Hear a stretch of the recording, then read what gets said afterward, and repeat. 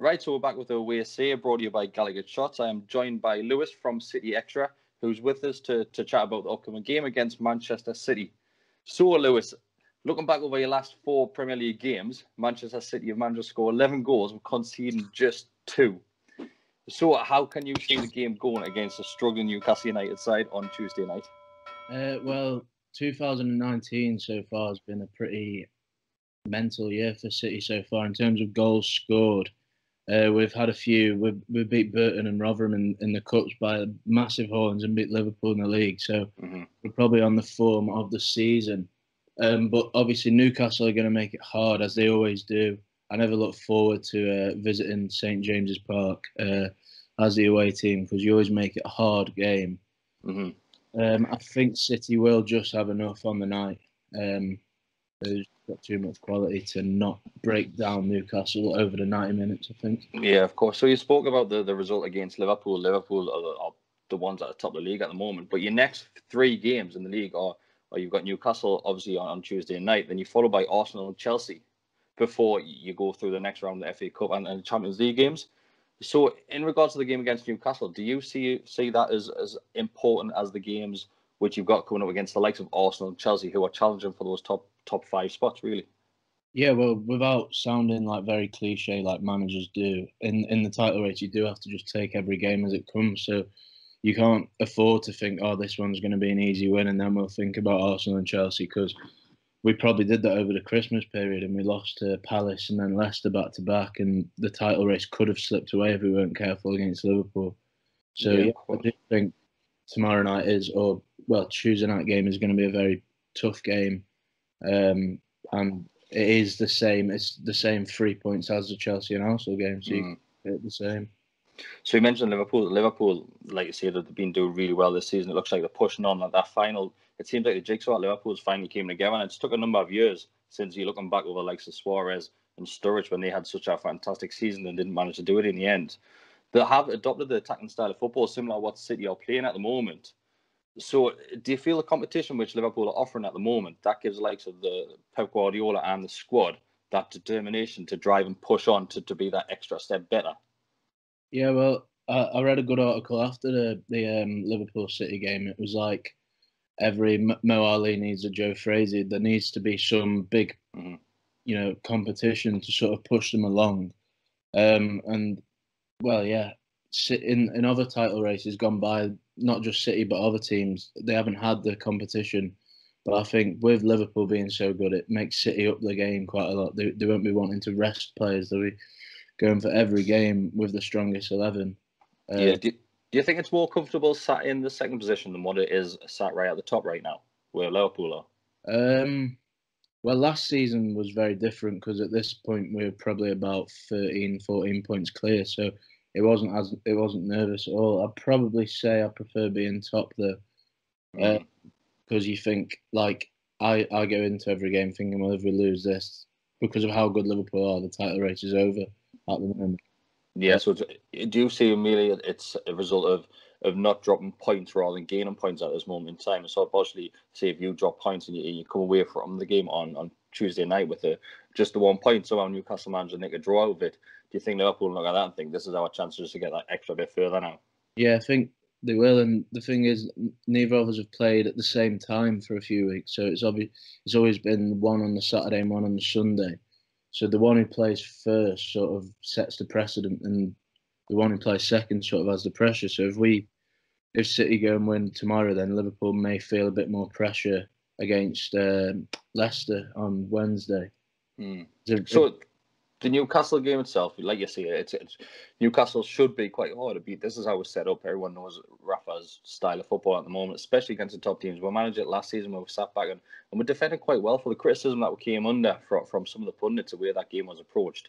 But we know what Rafa's going to do. He is going to get men behind the ball and just hopefully hold on for the draw and maybe nick it at the end. So from a City fan point of view, how can you see the game panning out across the 90 minutes?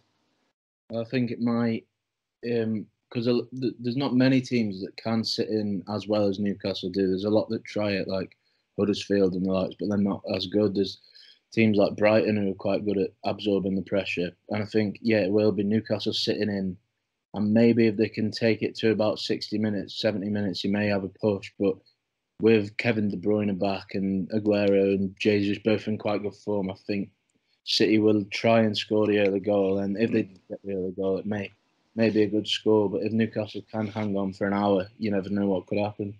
Yeah, that's the worry. So you can say, excuse me, like I said, Rafa will set up defensively. If Newcastle United do manage to hold out, but flip it over, and let's say we do concede that early goal, I think Newcastle are going to find it very hard to go to Plan B. What is Plan B after you go goal down against Manchester City when the heads will be up and they'll just be looking at more and more goals, especially with Aguero scoring. Everyone knows Aguero's record against Newcastle United. He's got a fantastic record against us. So if there are any weak points in the City team, can you see any way on the pitch where Newcastle may be able to take advantage of that? It is probably the fullback areas. Kyle Walker's not been very good at all in the last couple of months, and Mendy isn't fit still, so it's probably going to be either Delph or Danilo who aren't regular left backs at left back. So that's where the problem areas are. If any team, not just Newcastle, but if anyone's got fast wingers, you saw it with the likes of Townsend and Zaha when we lost to Palace. Just run at them, and you never know what may happen if you run at them, and then crosses into the box, because we're not a tall team at all, really. So crosses into the box, set plays, and running at the fullbacks. So if you had to put a prediction on this and a score, what prediction would you say? Well, we've beat a lot of teams quite badly this month, like 5 and 6 quite a lot, but I don't think that'll happen. But I do think City will have enough. I'll go 2-0 City. Yeah, that's the score prediction I said earlier on today when I was doing an article for the City Extra website. There, I did say Newcastle would probably they'd struggle. They'd probably maintain at the back for quite a while. They'll sit, they'll maintain the pressure, and they'll just hold them off. But I think a goal will come. I think both goals will probably come in the second half towards the end. I think it will be individual mistakes rather than the quality of City. I think someone will mess up at the back, and that's how it's going to pan out. So, my final question for you today: Newcastle United right now is a shell of its former self. You mentioned title challenge in there, and you look back years and years ago, 95-96 season, Newcastle were in the position where Liverpool were and where Manchester City were last season in regards to being many points ahead, and we managed to let that go. So, from a City fan point of view, and Newcastle being completely different than what it was many, many years ago, how do you sum it from outside in, looking at the Newcastle United situation right now with Rafa Benitez as manager, top class manager there, plenty of titles under his belt, but with Mike Ashley as the owner and refusing to spend any money on the club? What's from your neck of the woods? How do you see that as a neutral, basically? Yeah, well, it is quite a sorry state of affairs to see, like what's going on with the owner and stuff. Because I was watching the Bobby Robson documentary and thinking how good Newcastle actually were in that sort of era. And I've got a couple of mates at uni who are Newcastle fans as well, and they're obviously saying how bad it is at the moment. But yeah, it's a case of, well, he's not going to spend money, but getting a new owner in somehow and spending a bit of money, because Newcastle's a big club and they could, not saying just walk into Europe like City did, but they could be challenging in the top 10 easily. That's where they should be. So it won't come, like if they did get a new owner, it's not going to happen overnight, but I think it's something that needs to be done, because it's quite a bad state of affairs at the moment.